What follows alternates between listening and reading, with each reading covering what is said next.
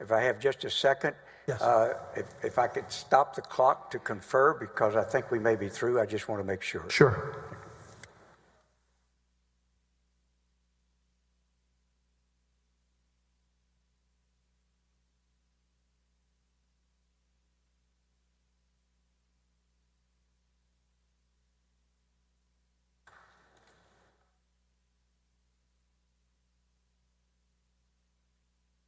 Your Honor, at this time, the House of Managers rest.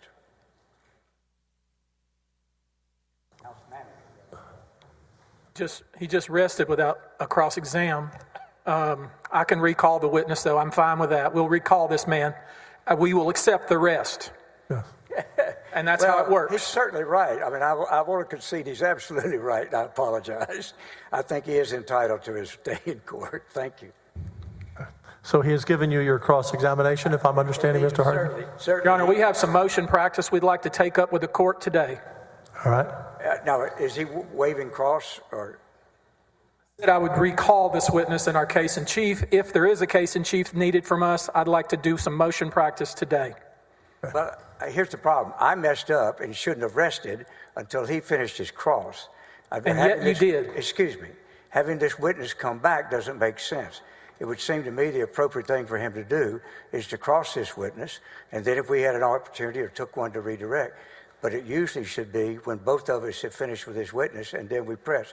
The court is having to put up with a screw up by me. I apologize, but I would really respectfully like for him to go and do his cross. I don't have to do a cross. He rested. I will recall this witness. Mr. Hardin? Wait, he is waiving his cross for this stage. I understand. If that's the case, there's no problem.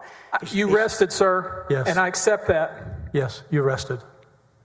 That's fine. And if he wants to put on his case now or he wants to argue a motion, what's the court's preference? Well, it's now up to him. You've rested. It's up to him to either recall the witness or to make a motion, or it's now his call. All right. May I ask what about this witness? He's caught in the box. Is he asking for what?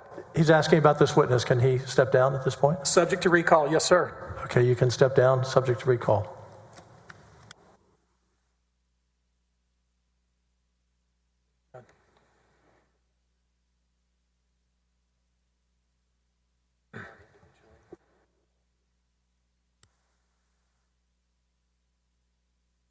Your Honor, we've seen, Your Honor, the House's.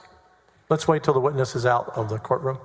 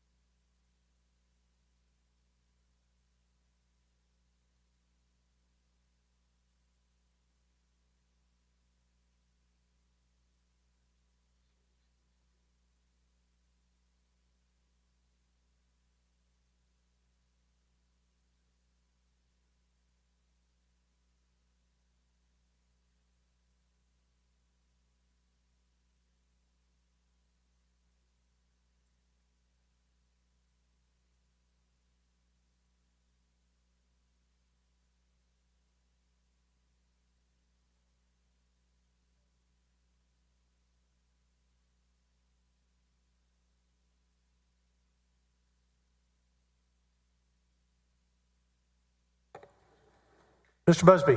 Yes, Your Honor. As I understand from my colleagues, a motion for directed verdict must be filed and in writing. We have done that. We filed a motion for directed verdict on each of the articles, and I think we've also grouped some of the articles. I think those are dispositive. I would ask that the court consider those. I understand that the Senate would have to vote on those, and I just wanted to inform the court that those motions have in fact been filed.